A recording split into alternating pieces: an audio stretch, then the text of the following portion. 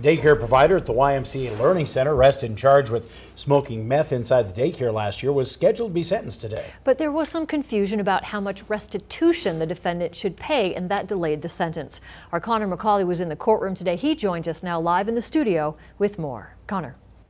Thanks, Jill and Dennis. The sentencing for Autumn Sienna Hines has been delayed as the court figures out the total restitution amount she should have to pay.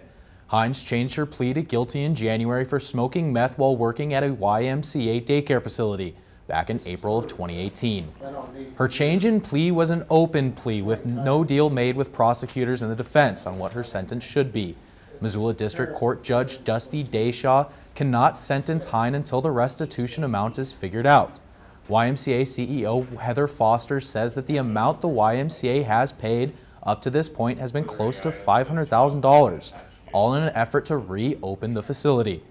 Parents of the children who were attending the daycare were also on hand, and some even gave statements on the difficulties their family has faced since Hines' arrest in April.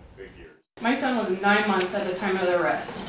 I cannot explain the emotions as I feel and think back on the number of days that I've dropped my baby off in your arms, Sienna, or at the end of the day when I picked him up, he was in your arms.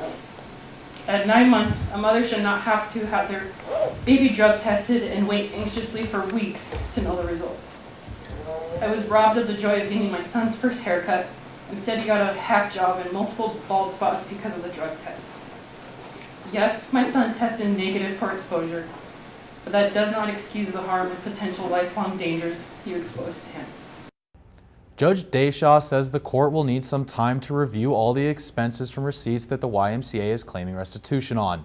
Hines' sentencing will resume on April 22nd. Back to you.